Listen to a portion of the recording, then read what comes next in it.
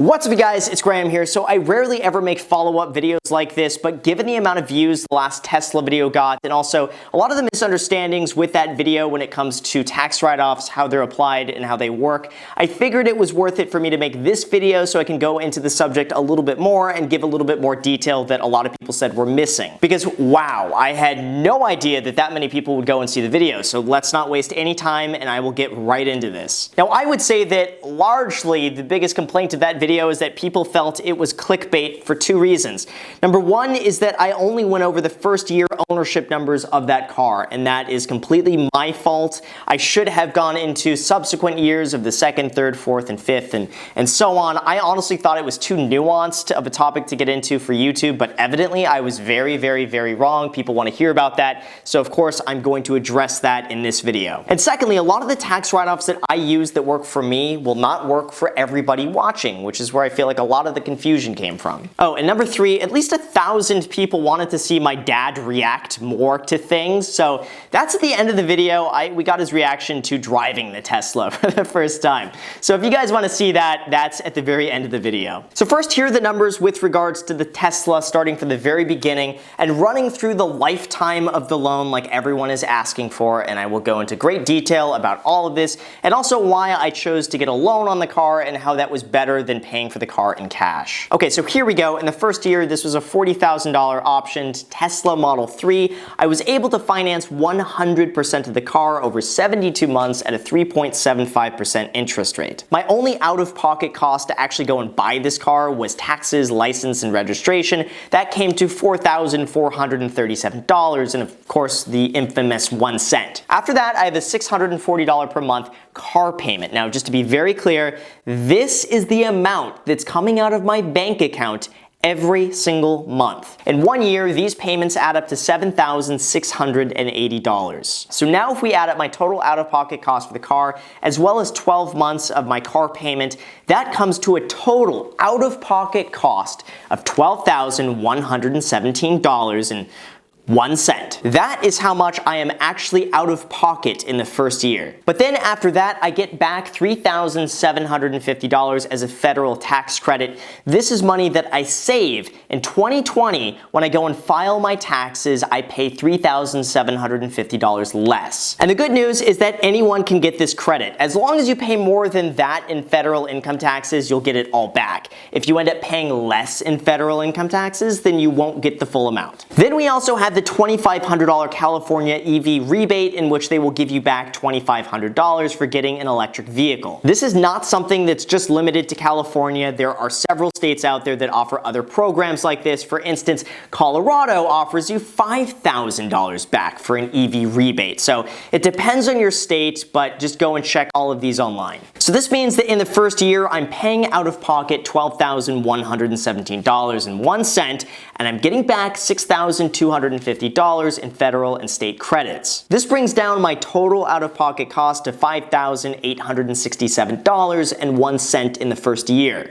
Now, here's the part where a lot of people seem to get confused, is that the car was bought specifically for business use. For anyone wondering, or for anyone who thinks I just make up a business or something like that to claim the tax write-off, I've been self-employed and working as a real estate agent since 2008, and I got the car specifically for business use, to pick up clients in, to take them to properties, to go to meetings, and to show properties, and all of that other good real estate agent stuff. And also, of course, I make YouTube videos on the side, and the car is a way for me to diversify my content a little bit. And also for personal branding, I think the Tesla is perfect for that. Now, this means because it's for business use, I could depreciate the value of the car by about $8,200 in the first year, which then lowers my taxable income by that amount, and by doing so, I then save on taxes. Using depreciation to lower your taxable income is a very, very common strategy that almost everyone who owns a business does, and the IRS says that every item you buy for business use has a lifespan to it, and for automobiles, that lifespan is 5 years. This means that you can write off the value of your car over 5 years, and usually they'll allow you to take slightly more in the first year depending on your situation. And again, if you're not self-employed and you don't actually have a legitimate real business, then you cannot get these write-offs. But because this car is for business use and because I got a loan on the car, I can write off the loan interest against my total taxable income, which in the first year works out to be $1,438. And remember, anytime you decide to finance something that's related to your business, that financing charge becomes a business expense, which lowers your taxable income and lowers the amount that you pay in taxes. And finally, the $4,437.01 that I paid in sales tax, license, and registration is also another tax write-off. This means that in the first year, I'm getting $14,075 as a total tax write-off, which saves me about $4,926 from my tax bill. Now, of course, here's the fine print when I say this. If you are in a lower tax bracket and you live in a state without really high income tax like California, your own specific numbers are going to be different than mine. This is for my own specific situation, and depending on who you are and what you do and what your income is, your numbers are probably going to be a bit different than mine. So this means that even though I'm paying $640 per month after all the rebates and incentives, it brings it down to $5,767. And then I'm saving an additional $4,926 on my taxes, which brings us down to the net cost of about $78.39 per month when you spread that over the cost of the first year. Now, when it comes to doing business tax write-offs like this does not mean my literal payment every single month is $78. In fact, it's pretty much quite the opposite of that. I still pay my $640 per month to own the car, but when I go and file my tax return the following year, that is where I save the money that I would have ordinarily spent that then brings down the overall cost of the car. Imagine it almost like I'm saying, okay, I pay $640 a month for the car, but I get $580 back in savings. So even though I'm out of pocket $640 per month, the amount of money that I save offsets a lot of that cost. And of course, here's the part that everyone wanted, and that is the ownership cost for the second, third, fourth, and fifth year. So this is what you've been waiting for, and here are the numbers. Yes, during the second year, I still pay $640 per month for my car payment. This continues for the lifetime of the loan until the car is paid off. My payment is unchanged, $640 per month every single month. Now, to keep things simple here, like I mentioned, you can write off the value of the car over 5 years. And after the first year, this means that I can enjoy on average of a $7,950 write-off over the remaining 4 years. And also during the second year, I'm continuing to pay interest on the loan balance, which works out to be $1,165, and that, like the first year, is another write-off. So now if we add up the interest I pay in the second year depreciation, that works out to be about an $8,845 tax write-off. Now in my tax bracket, that'll save me about $3,100 in taxes, so then when you subtract that $3,100 off of the $7,680, that brings down my total car payment now net to $382 per month. However, what most people don't remember is that even though I'm paying $640 per month as a loan payment, only about $100 of that is actual interest, which means that the majority of that car payment actually goes towards equity in the sense of paying down that loan for that asset. So technically now I'm paying a net out-of-pocket expense of $382 to own the car, but I'm getting back about $520 per month extra in asset value by paying down the loan on the Tesla. Now that calculation continues for 5 remaining years until by then I'm basically paying down the rest of the car. Almost all of it goes towards principal, and by then the car is paid off and owned in full. So pretty much the net cost to me after the first year is pretty much nothing except for the normal depreciation of the car, which is really offset by all of my tax savings. And also, I'm not factoring in the cost of gas savings, given the cost of electricity here in California is about 1/4 the cost of gas. So I figured I would just leave that out. That doesn't even need to be included in here, but that is a consideration as well. Now, of course, when it comes to this, here are the nuanced details and fine print that I think I should mention, and the first thing I want to get out of the way is that none of this is sponsored by Tesla. I wish they were paying me to go and make videos about them.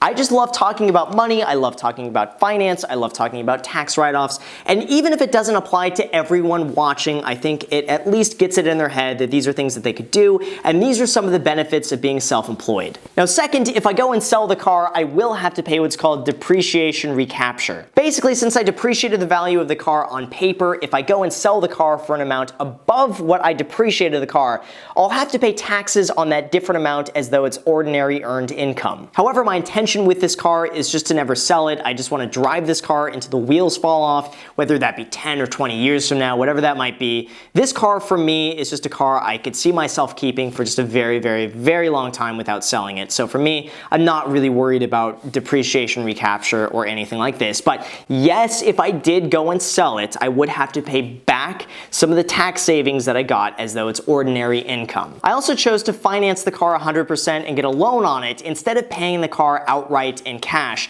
because I knew the interest would be a tax write-off against my income, and I can use all the tax write-offs that I can get. And also I know I can get a higher than 3.75% interest investing in real estate or index funds. So basically, the less money I have tied up in the car, the more money that I will make net at the end of the day. I know a lot of people thought I got a loan because I'm some stupid millennial who just buys a car that he can't afford, but all I'm saying is this, is that when you really understand leverage, it's the financially smart move to get a loan on the car and invest the difference than it is just to pay out the car outright in cash. And finally, I'd like to address everyone that says the insurance cost of the Model 3 is like really high because it's a Tesla.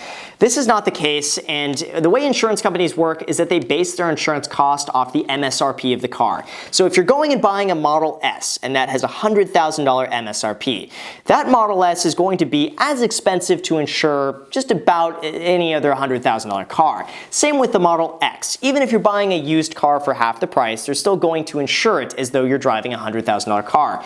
With the Model 3, it's the same to insure as any other $40,000 car. And for anyone who wants to know this, I pay $215 per month for full coverage on my Tesla Model 3 combined with my Lotus Exige S240. That just has a super high deductible, but besides that, clean record. No accidents, knock on steel, no speeding tickets, no nothing, 28 years old, male. Anyway, that's how much I pay. Now remember, when it comes to running these numbers, if you don't have an actual legit business, then you cannot enjoy any of these write-offs, unfortunately. And I really made that video from my own perspective when it comes to me running my own numbers on what I'm buying.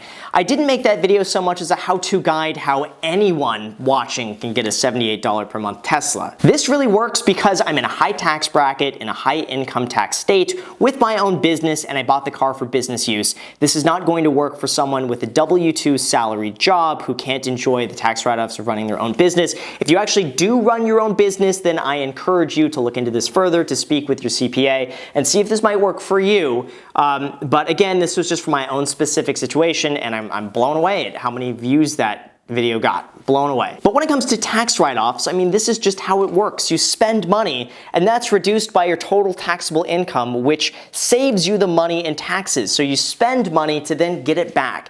This does not mean it's a net $78 a month cost. This does not mean that anyone can go and do this. It's very nuanced, but if you really understand the tax code and how it works, you'll understand that a lot of this math is not just millennial math. I mean, these are real business tax write-offs. And finally, now for the moment everyone has been waiting for, and that is for my dad to react to more things. Here is his reaction to driving the Tesla for the very first time. Okay, let me go here. Okay. Oh. Is this cool? Oh, Graham, I'm telling you, I can't believe you're putting me in this car and you're letting me drive it. I thought we were just gonna go and take a little spin and get a coffee and... Well, we could still do that. Oh, can we still get it? Okay. Well, get a tea or something, or... Yeah, so you're the first person to actually drive this car besides me. Okay. Yeah. I have no clue what to do. I've sat in these at the showroom. Oh, wow. Look at how big this is. Cool. It's totally cool. So, is it on? Press the gas. Holy crap. Graham, this rides incredibly. Yeah. Oh, wow, the steering wheel. Now let off on the gas a little bit, so you'll see it's regenerative braking. Oh. So you don't need to even press the brake. You just take your foot off the gas and the car will stop. Floor it, just go. Is that cool? Oh, it's instant. It's instant. Yeah. I mean, and there's no sound. No. There's nothing. Take your hand off the wheel. Don't do anything. It's self-driving. Foot off the gas. Everything's self-driving. Watch this. Oh, I'm getting nervous, Graham. I'm getting real... Oh, wow. Watch this. Don't do anything. Oh my God. Don't do a single thing. No, I'm going to go up here. Watch this. Yeah. I've never experienced this before. That a car is being able to do this. This is, wow. You know how many people saw your reaction? No, I don't. Yes. I'll say maybe, like, what, 5,000 people watched it? 10,000? I don't know. 1,000? Over 1 million. 1 million people? Everyone wanted more of your reaction. Okay, well, look, people like you more than they like me. All I can say is, you know, I support Graham 150%, whatever he does, and because I know it's 100% authentic and real. I want to say thanks for watching that video. He just told me the number. I'm a very private person, as you don't know, but anyways, that's my shout out to all of Graham's followers and fans. That's all I can say for now. But I am having right now, I'm just in the moment right now, I'm having the best time. You know what? I've got a 3-part comic series coming out. It's called Train 8. Issue 1, 2, and 3 are 3's about to come out. Issue 1 and 2 are already on Amazon.com. It's a great story. Everybody loves zombies.